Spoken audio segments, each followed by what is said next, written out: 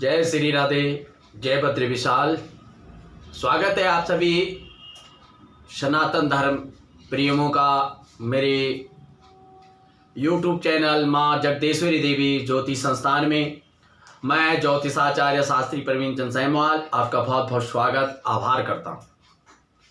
समस्त मातृशक्ति एवं बंधु बांधवों का मैं बहुत बहुत आभार करता हूँ कि आप हमें सुनते हैं। आपका जो प्यार मिलता है, जो स्नेह मिलता है, उससे हमें एक एनर्जी मिलती है और हम कुछ न कुछ नया ढूंढने का प्रयास करते हैं, अच्छा देने का प्रयास करते हैं। साथ में आज जो सनातन धर्म में दो दो तिथियां बन जाती हैं, आधा दिन आज आधा दिन कल, दीपावली कल है या आज है, अमावस्या आज है या कल है, एकादशी कब है, ये सब निर्णय के विषय होते हैं। कंफ्यूज रखते हैं हम सही समय पर अपना बर्थों का उद्यापन और हम नहीं कर पाते हैं। तो ये सब सामंजस्य को दूर करने के लिए मेरा YouTube चैनल सदैव तत्पर रहता है, आपके समक्ष उपस्थित रहता हूं कि मैं आपको कुछ न कुछ नई जानकारियां दे सकूं, ताकि मैं आपके बीच में उपस्थित रहूं और आप अपने संतुष्टि से हमारा चैनल सुनेंगे। वीडियो को अंत तक देखें ताकि आपको मुहूर्त सब इत्यादियों का पता लगे। आज का जो विशेष अंक है वह है महालक्ष्मी पूजन। दीपावली का शुभ मुहूर्त और शुभ काल कब रहेगा, कैसे करें दीपावली पूजन, कब रहेगा इसका मुहूर्त और कैसे करनी चाहिए दीपावली पूजा। काफी समय से आप दीपावली पूजन करते आ रहे होंगे। उम्र के हिसाब से, जिंदगी के हिसाब से आपने काफी समय से पूजा की है, विधान किया है। काफी लाभान्वित भी होते हैं, काफी नहीं भी होते हैं। ऐसा समय के साथ हमेशा परिवर्तन का नियम है और पूजा का जो नियम है वो आज आपको बताऊंगा। तो सबसे पहले जो मेरे साथ मातृशक्ति, मेरी माताएं और बहनें, भाई बंधु बुजुर्ग जो मेरे साथ जुड़े हुए हैं, उनसे विशेष कर अनुरोध है कि चैनल को पहले सब्सक्राइब करें, बेल आइकन करें और ऑल नोटिफिकेशन खोल दें ताकि मैं आपके साथ जुड़ूं। तो पहले चैनल को सब्सक्राइब करें। साथ में मैं आज का जो एपिसोड है वह है 14 नवंबर 2020, शनिवार का दिन होगा, अमावस्या तिथि होगी और महालक्ष्मी दीपावली का पावन पर्व। भारत के अंदर, हमारे जो भारत है, हमारे सनातन धर्म के अंदर सबसे बड़ा त्योहार, साल का सबसे बड़ा त्योहार दीपोत्सव यानी दीपावली का महापर्व मनाया जाता है। इससे इस महीने, वैसे कार्तिक के महीने सबसे बड़ा उत्सव मनाया जाता है। इसी महीने के अंदर भैया दूज और धनतेरस और आपका दीपावली, करवा चौथ, अहोई अष्टमी और द्वादशी, वत्स द्वादशी, गौवत्स द्वादशी, ये सब चीज़ें एक कार्तिक के महीने आते हैं। तो कार्तिक का महीना बहुत ही महत्वपूर्ण है आपके लिए। तो कैसे करें? ब्रह्म पुराण के अनुसार कार्तिक मास की अमावस्या को अर्धरात्रि की विचरण करती है। अर्धरात्रि की समय माँ लक्ष्मी रानी सद गृहस्थियों के घर में आकर विराजमान रहती है, जहां तहां विचरण करती है। अब आपको अपने घर में कैसा रहना है उसके बारे में बताता हूं। अपने घर का हमेशा स्वच्छता से, आजकल माताओं पर सबसे ज्यादा जिम्मेवारी होती, बहनों पर सबसे ज्यादा जिम्मेवारी होती। जो वास्तु दोष भी लगता है हमारे घर में निर्धनता रहती है या वास्तु दोष लगता है, वह सब हमारे गंदे रहने से होता है। जब हम साफ सुथरा अपने घर में, वैसे आज बहुत सारे घरों में, शहरों में तो बहुत सारे घर साफ सुथरे और नेक रहते हैं, लेकिन कई घर ऐसे भी हैं जहां पर बिखरे रहते हैं। हम जूता कहीं रख देते हैं, चप्पलें हमारे किचन तक चली जाती हैं। हम जाने अनजाने में भी वो गलतियां कर जाते हैं जो हम नहीं करते हैं। अपने घर के आगे कांटेदार वृक्ष लगा देते हैं, अपने बागवान में कांटेदार वृक्ष लगा देते हैं, कांटों के फूल लगा देते हैं। तो ये सब हमारे लिए हानिकारक होते हैं जो हम अपनी छत पर कांटेदार वृक्ष लगा, जबकि छत हमेशा साफ सुथरा और हल्का होना चाहिए। छत पर गमला नहीं होना चाहिए, क्योंकि सिर के ऊपर कोई भारी चीज का, भारी वस्तु नहीं होनी चाहिए। ये सब वास्तु दोष उत्पन्न करती है। साथ में अब आपको कैसे करनी है लक्ष्मी पूजा, दीपावली का पूजन आपने सुबह उठकर स्नान करके अपने घर में साफ सफाई नित्य, और वहां पर अब तो चाइनीज की लड़ियां भी आने लगी हैं, नहीं तो दीपोत्सव यानी आपने 11, 21, 51, 108 की माला बनानी है आपने दीपकों की, और अपने घर के आगे अपने चौखटों पर घी के दीपक जलाने, माँ लक्ष्मी के दीपक जलाने। केवल चतुर्दशी, यम चतुर्दशी आएगी, चतुर्दशी 13 तारीख रहेगी, उस दिन आपने दक्षिण दिशा में अपने छत पर दीपक जलाने, वह अपने पितरों के नाम, प्रेतों के नाम, वो भूत संज्ञक जो हमारे यमराज होते हैं उनके नाम से वो दीपक जलाया जाता है केवल। बाकी आपने हमेशा घी का प्रयोग करना है, माँ लक्ष्मी का वास रहेगा तो घी का दीपक का प्रयोग करना। साथ में जो हमारे वार्षिक वो होता है पर्व, जो हमारे साल में एक महत्वपूर्ण पर्व है, या दीपावली का पर्व, यह बड़े हर्ष और उल्लास के साथ मनाया जाता है। हमारे घरों में अनेक प्रकार की सजावटें की जाती है। तो 14 नवंबर शनिवार 2020 को अपराह्न 2:18 के बाद, अपराह्न के बाद आप या सायं तक प्रदोष निस्तिल काल रहेगा। इसमें महत्व कृत्य कैसे करना है, इसमें जो विशेष कृत्य है, जो कर्म करना है, इस दिन आपने प्रातःकाल ब्रह्म मुहूर्त में उठकर और दैनिक कृत्यों से निवृत्त होकर पितृगणों को तथा देवताओं के पूजन करने चाहिए। जो आपके पितर है, पितरों के निमित्त आपने भोजन, दक्षिणा, वस्त्र और देवताओं का पूजन करना है। साथ में पार्वणी श्राद्ध, अगर आप श्राद्ध कर सकते हैं, पार्वणी श्राद्ध यानी आप तर्पण कर सकते हैं, तो जौ, तिल और दूध से पितरों के निमित्त तर्पण कर सकते हैं। उस दिन आपके पितृ लक्ष्मी के साथ विराजमान होते हैं, वहां पर तर्पण कर सकते हैं। संभव हो तो दिन भर उपवास कर सकते हैं, उपवास कर सकते हैं, या शाम के समय आप अपना व्रत। लेकिन बहुत सारे लोग मदिरा का सेवन करते हैं, इस दिन मदिरा का सेवन बिल्कुल नहीं करना चाहिए, ताकि आपके घर में दरिद्रता का वास हो जाए।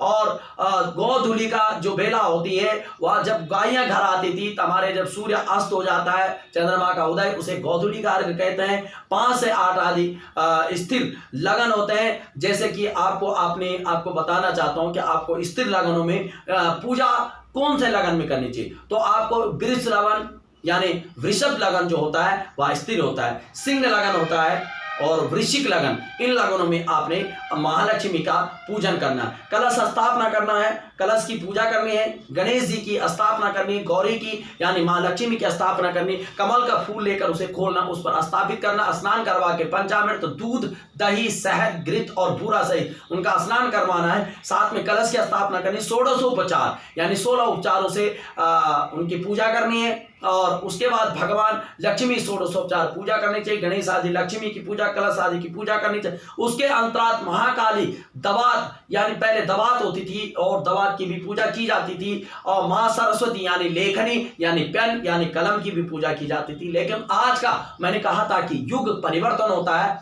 और अपने हमारा दिनचर्या भी परिवर्तन होती है, समाज में परिवर्तन संसार का नियम है। अब हमारे पास पेन आ गई, उस पेन पर कलावा बांधे, उस पर तिलक करें, ताकि आपके जो लिखने के काम आते हैं। जो लाला लोग हैं, जो हमारे व्यापारी बंधु हैं, जो बहुत सारे व्यापार करते हैं, वस्त्र के व्यापार करते हैं, सोने के व्यापार करते हैं, काफी सारा व्यापार करते हैं, उनके लिए जो आपके बही खाते होते हैं, उन खातों पर आगे पर स्वास्तिक बना लेना, ऊपर रौली से या हनुमान सिंदूर अपने कटोरी में चमेली के तेल से घोल दें, उसमें शुभ लाभ लिख दें और उसमें बीच में स्वास्तिक बना दें, उस पर अक्षत चढ़ा दें उसमें, और उसमें श्री गणेशाय नमः, श्री मंगल मूर्ति नमः और श्री सरस्वत्याय नमः शुभ लाभ लिख दें। और उससे आपका बही खाता उस दिन प्रारंभ होता है। बही खातों की भी आप पूजा कर सकते हैं। साथ में कुबेर आदि तुला के रूप में विद्यमान होते हैं, उनकी सभी पूजा करें। साथ में दीपक यमराज के पितृगणों के साथ एक तेल का दीपक दक्षिण दिशा में अवश्य लगाएं संकल्प सहित।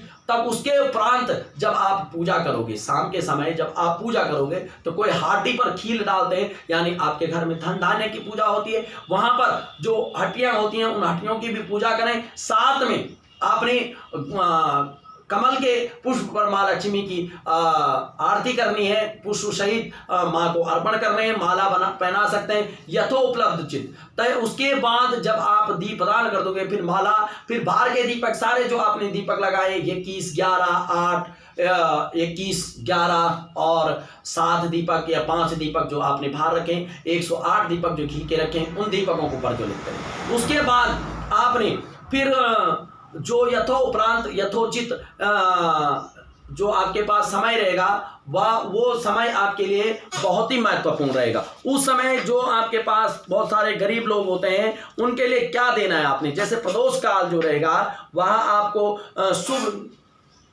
मुहूर्त में आपने क्या करना है, जब आपका मुहूर्त उसके बाद आपने भोजन इत्यादि कर लिया, आपने पूजा कर ली, उसके बाद जो समय बचेगा उस समय जो ब्राह्मण वर्ग के लोग हैं या अन्यत्र आप अपने घरों में भी कर सकते हैं, आप किसी मंत्र को सिद्ध करना चाहते हैं तो उसके बाद आपने जाप अनुष्ठान प्रारंभ करना है। जाप अनुष्ठान का समय भी निर्धारित रहेगा। यंत्रों की पूजा यानी श्री यंत्र हो गया, माँ लक्ष्मी के यंत्र हो गए, गणेश जी के यंत्र हो गया।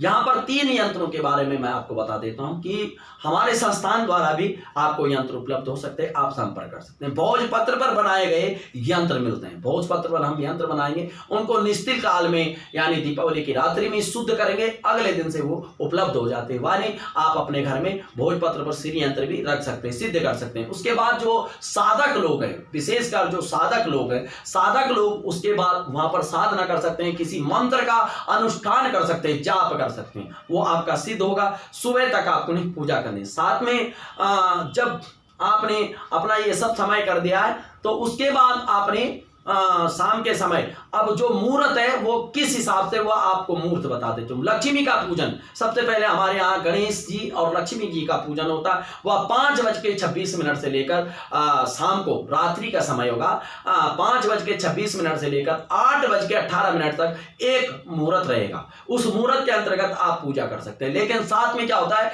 कि एक पंडित है, एक पंडित के कम से कम 10 जजमान, 11 जजमान, 12 जजमान, 20 जजमान ऐसे होते हैं जो पूजा करवाते हैं, तो वो थोड़ा बिजी शेड्यूल होता है तो थोड़ा आगे पीछे भी हो सकता है। लेकिन उसमें जो मुहूर्त है वो उस समय आप अपना दीपक जला लीजिए, जब आपके पंडित जी आएंगे तो वो आपकी पूजा करवा सकते हैं। तो साथ में 5:26 से लेकर 8:08 तक रहेगा। लेकिन यहाँ पर निर्णायक ये है कि हर स्टेट का अलग अलग होता है, कहीं पर 8:08 हो जाएगा, कहीं 8:15 हो जाएगा, कहीं 8:20 हो जाएगा। तो ये अलग अलग समय पर अलग अलग नगरों के माध्यम से आप वहां पर देख सकते हैं, निर्धारित समय कर सकते हैं। वहां पर आप जब पूजा करेंगे वो वहां पर निर्धारित करें। शाम को जो है पहला मुहूर्त जो है 7:26 से लेकर 8:09 से 9 तक रहेगा। और दूसरा गणेश लक्ष्मी का पूजा प्रारंभ करने से चाहे इस काल में जब आपने पूजा कर ली तो शाम के समय जो दूसरा मुहूर्त रहेगा वो 7:26 से लेकर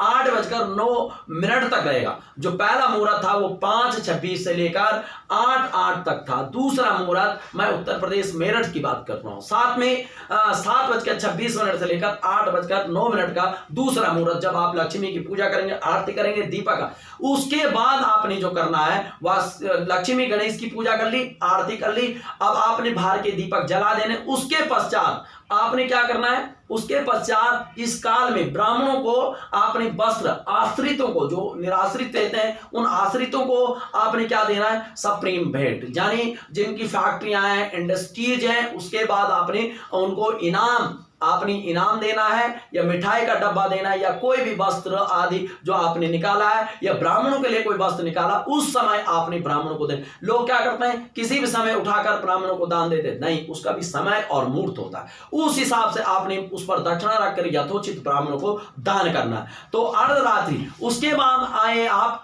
उस पर, जिन्होंने अपनी जाप संध्या यानी मंत्रों की सिद्धि करनी है, उनके लिए विशेष मुहूर्त है रात्रि 1 और प्रातः 6 AM तक। रात्रि 1 बजे से आप अपने आसन पर बैठ जाएं, अपने पास अर्घ, आचमनी, अपनी माला, धोती कुर्ता और सिर पर तिलक लगाकर अपना जो मंत्र है, अगर आपको मंत्र आता है तो ठीक, नहीं अगर आपका गुरु का दिया हुआ मंत्र है तो आप कागज पर लिख दें सामने, और उसका जाप आपने लगातार करना एक आसन पर। फिर सुबह 6 बजे तक रहेगा। उसके बाद आप साधना मंत्र अनुष्ठान सिद्ध कर सकते हैं, उस मंत्र को आप सिद्ध कर सकते हैं। साथ में जब आप उनकी पूजा कर दोगे तो सुबह अपना स्नान करके फिर आरती करें और थोड़ा सा हवन कर दें, चाहे 11 आहुति डालें घी की, या आप जैसा भी यथोचित सामग्री हो, तो वो साधक जो साधक होते हैं वो उनको खुद भी पता होता है। तो यह मैंने आपको बताया है कि मंत्र साधना अनुष्ठान जाप का विशेष महत्व रहेगा इस दिन।